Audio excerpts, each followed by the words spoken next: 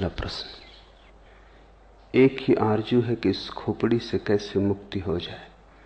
आपकी शरण आया हूं।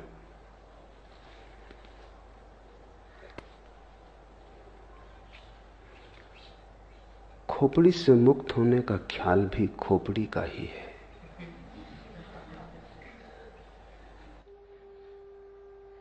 मुक्त होने की जब तक आकांक्षा है तब तक मुक्ति संभव नहीं, क्योंकि आकांक्षा मात्र ही, आकांक्षा की अभीप्सा मन का ही जाल और खेल है। मन संसार ही नहीं बनाता, मन मोक्ष भी बनाता है। और जिसने ये जान लिया वही मुक्त हो गया। साधारणतः ऐसा लगता है मन ने बनाया है संसार, तो हम मन से मुक्त हो जाएं तो मुक्त हो जाएंगे। वही भूल हो गई। वही मन ने फिर धोखा दिया, फिर मन ने चाल चली, फिर मन ने जाल फेंका, फिर तुम उलझे, फिर नया संसार बना। मोक्ष भी संसार बन जाता है। संसार का अर्थ क्या है? जो उलझा ले। संसार का अर्थ क्या है? जो अपेक्षा बन जाए, वासना बन जाए। संसार का अर्थ क्या है? जो तुम्हारा भविष्य बन जाए। जिसके सहारे और जिसके आश्रय और जिसकी आशा में तुम जीने लगो, वही संसार है। दुकान पर बैठे हो, इससे संसार में हो। मंदिर में बैठ जाओगे, संसार के बाहर हो जाओगे। इतनी सस्ती बातों में मत पड़ जाना। काश इतना आसान होता, तब तो कुछ उलझन न थी। दुकान में संसार नहीं है और न मंदिर में संसार से मुक्ति है। अपेक्षा में, आकांक्षा में, आशा में संसार है, सपने में संसार है। तो तुम मोक्ष का सपना देखो तो भी संसार में हो। संसार के बाहर वही है जो अभी और यहीं है। लेकिन इसका तो अर्थ यह हुआ कि मोक्ष की आकांक्षा भी छोड़ देनी पड़ेगी। अन्यथा मोक्ष के बहाने भी, मोक्ष की वासना से भी तुम नए नए संसार बनाते चले जाओगे। समझना काफी है, छूटना नहीं है। छूटना किससे? किसी ने बांधा होता तो छूटते, किसी ने बांधा भी नहीं। बंधन कहां है? बंधन से छूटने की जल्दी मत करो, क्योंकि यह भी हो सकता है बंधन हो ही ना, तब तुम छूटने की कोशिश से बंध जाओगे। और अगर बंधन नहीं है तो छूटोगे कैसे?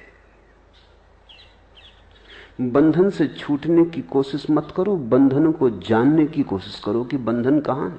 पूछो, जिज्ञासा करो, वासना मत करो। विपरीत की वासना भी वासना है। तुम कुएं से बचते हो, खाई में गिर जाते हो। इससे क्या फर्क पड़ेगा कि तुमने गिरने का ढंग बदल लिया? तुम बाएं गिरे कि दाएं गिरे, इससे क्या भेद पड़ता है? जिज्ञासा करो कि बंधन कहां है, बंधन क्या है। बंधन को भर आंख देखो। इसी को बुद्ध ध्यान कहते हैं, अप्रमाद कहते हैं कि बंधन को भरी आंख से देखो। तुम्हारे देखने देखने में तुम पाओगे बंधन पिघला, बंधन गया। क्योंकि बंधन तुम्हारी मूर्छा है। अगर तुम जाग के देखोगे कैसे टिकेगा? बंधन वस्तुतः होता तो मुक्ति का कोई उपाय न था। बंधन केवल ख्याल है, बात में से बात निकल आई है, कहीं कुछ है नहीं। एक युवक भिक्षु नागार्जुन के पास आया और उसने कहा कि मुझे मुक्त होना है। और उसने कहा कि जीवन लगा देने की मेरी तैयारी है, मैं मरने को तैयार हूं, लेकिन मुक्ति मुझे चाहिए। कोई भी कीमत हो चुकाने को राजी हूं। अपनी तरफ से तो वो बड़ी समझदारी की बातें कह रहा था। चिन्मय ने भी यही पूछा है आगे प्रश्न में। सरफरोशी की तमन्ना अब हमारे दिल में है, देखना है जोर कितना बाजुए कातिल में है। उसने भी यही कहा होगा। नागार्जुन को कि मरने की तैयारी है, अब तुम्हारे हाथ में सब बात है। मुझसे न कह सकोगे कि मैंने कुछ कमी की प्रयास में, मैं सब करने को तैयार हूं। अपनी तरफ से वो ईमानदार था, उसकी ईमानदारी पर शक भी क्या करें। मरने को तैयार था, और क्या आदमी से मांग सकते हो। लेकिन ईमानदारी कितनी ही हो भ्रांत थी। नागार्जुन ने कहा ठहर, एक छोटा सा प्रयोग कर, फिर अभी इतनी जल्दी नहीं मरने मारने की, ये भाषा ही ना समझेगी, यहां मरना मारना कैसा। तो एक 3 दिन छोटा सा प्रयोग कर, फिर देखेंगे। और उससे कहा कि तू चला जा सामने की गुफा में, अंदर बैठ जा और एक ही बात पर चित्त को एकाग्र कर कि तू एक भैंस हो गया है। भैंस सामने खड़ी थी, इसलिए नागार्जुन को ख्याल आ गया कि तू एक भैंस हो गया है, सामने भैंस खड़ी है। उस युवक ने कहा जरा चिंतित होकर कि इससे मुक्ति का क्या संबंध। नागार्जुन ने कहा वो हम 3 दिन बाद सोचेंगे, बस तू 3 दिन बिना खाए पिए बिना सोए एक ही बात सोचता रहे कि तू भैंस हो गया है। 3 दिन बाद मैं हाजिर हो जाऊंगा तेरे। अगर तू इसमें सफल हो गया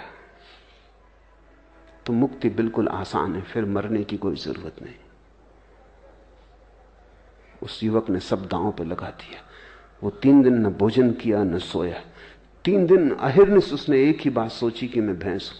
अब 3 दिन अगर कोई सोचता रहे भैंस है, वो भैंस हो गया। हो गया नहीं कि हो गया, उसे प्रतीत होने लगा कि हो गया। एक प्रतीति पैदा हुई, एक भ्रम जाल खड़ा हुआ। जब तीसरे दिन सुबह उसने आंख खोल के देखा तो वो घबराया, वो भैंस हो गया था। और भी घबराया क्योंकि अब बाहर कैसे निकलेगा। गुफा का द्वार छोटा था, आए तब तो आदमी थे, भैंस थे, उसके बड़े सींग थे। उसने कोशिश भी की तो सींग अटक गए। चिल्लाना चाहा तो आवाज तो ना निकली, भैंस का स्वर निकला।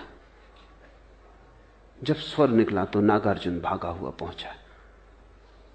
देखा युवक है, कहीं कोई सींग नहीं है, मगर सींग अटक रहे हैं। कहीं कोई सींग नहीं है, वो आदमी जैसा आया था वैसे ही है। लेकिन 3 दिन का आत्मसम्मोहन, 3 दिन का सतत सुझाव, 3 बार भी सुझाव तो परिणाम हो जाते हैं। 3 दिन में तो करोड़ों बार उसने सुझाव दिए होंगे। फिर बिना खाए बिना सोए। जब तुम 3 दिन तक नहीं सोते तो तुम्हारी सपना देखने की शक्ति इकट्ठी हो जाती। 3 दिन तक सपना नहीं देखा, जैसे भूख इकट्ठी होती है 3 दिन तक खाना ना खाने से, ऐसा 3 दिन तक सपना ना देखने से सपना देखने की शक्ति इकट्ठी हो जाती।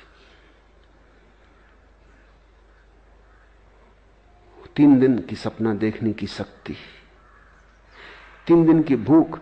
भूख में भी जितना शरीर कमजोर हो जाता उतना मन मजबूत हो जाता है।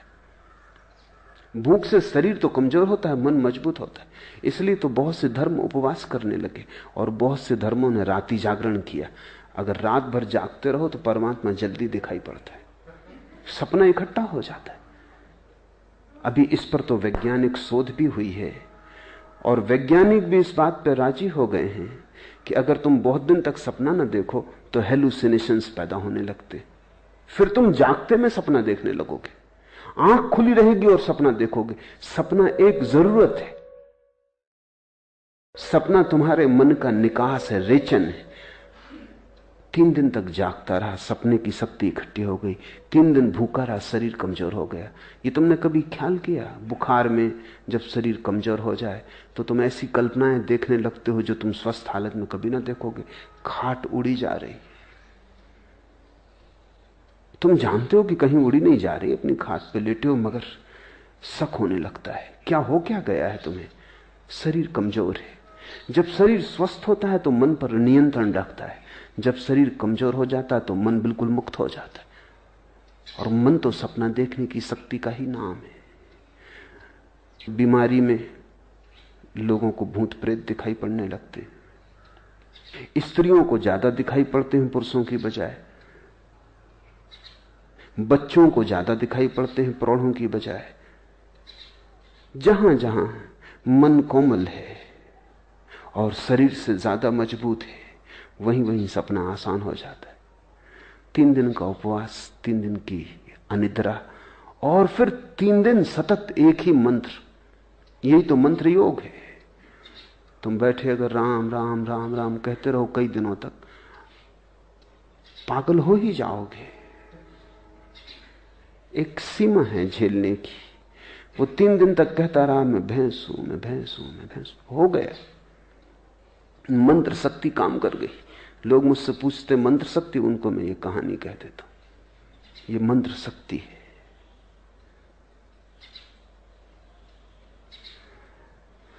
नागार्जुन द्वार पर खड़ा हंसने लगा। वो युवक बहुत शर्मिंदा भी हुआ और उसने कहा, लेकिन आप हंसे, ये बात जस्ती नहीं। तुम्हारे ही बताए उपाय को मान के मैं फंस गया हूं, अब मुझे निकालो। सींग बड़े, द्वार से निकलते नहीं बनता, और मैं भूखा भी हूं, नींद भी सता रही है। नागार्जुन उसके पास गया, उसे जोर से हिलाया तो थोड़ा वो तंद्रा से जागा तो उसने देखा सींग भी नदारत है, भैंस भी कहीं नहीं। वो भी हंसने लगा। नागार्जुन ने कहा, बस यही मुक्ति का सूत्र है। संसार तेरा बनाया हुआ है, कल्पित है। संसार को छोड़ना नहीं है, जाग के देखना है। इसलिए जिन्होंने तुमसे कहा कि संसार छोड़ो, उन्होंने तुम्हें मोक्ष में उलझा दिया। मैं तुम्हें संसार छोड़ने को इसलिए नहीं कह रहा हूं। छोड़ने की बात ही भ्रांत है। जो है ही नहीं उसे छोड़ोगे कैसे? छोड़ोगे तो भूल में पड़ोगे। जो नहीं है उसे देख लेना, जान लेना कि वो नहीं है, मुक्त हो जाना है। इसलिए बुद्ध ने कहा, असत्य को असत्य की तरह देख लेना मोक्ष है, असार को असार की तरह देख लेना मोक्ष है। सारा राज देख लेने में। ये तो पूछो ही मत कि खोपड़ी से कैसे मुक्ति हो जाए। ये कौन है जो पूछ रहा है? ये खोपड़ी ही है जो पूछ रही है। अगर इस खोपड़ी की बात मान के चले तो इससे तुम कभी मुक्त ना हो पाओगे। जाग के देखो कौन पूछता है, गौर से सुनो कौन प्रश्न उठाता है। ये कौन है जो मुक्त होना चाहता है? क्यों मुक्त होना चाहता है? बंधन कहां है?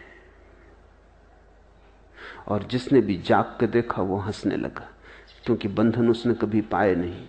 जागने में कोई बंधन नहीं। इसलिए बुद्ध चिल्ला चिल्ला के कहते, प्रमाद में मत जियो, अप्रमाद, जागो, होश में आ जाओ। और तुम कहीं भी गए नहीं हो, तुम वहीं हो जहां तुम्हें होना चाहिए। भैंस तुम कभी हुए नहीं, तुम वही हो जो तुम हो। तुम परमात्मा हो। इससे तुम रत्ती भर यहां वहां न हो सकते हो, न होने का कोई उपाय। हां, तुम भ्रांति में रह सकते हो। तुम अपने को जो चाहे समझ लो। मन शक्तिशाली है, तुम जो चाहोगे वही बन जाओगे। और जिस दिन भी तुम देखना चाहोगे उस दिन तुम दृष्टि बन जाओगे। दृष्टि मुक्ति है।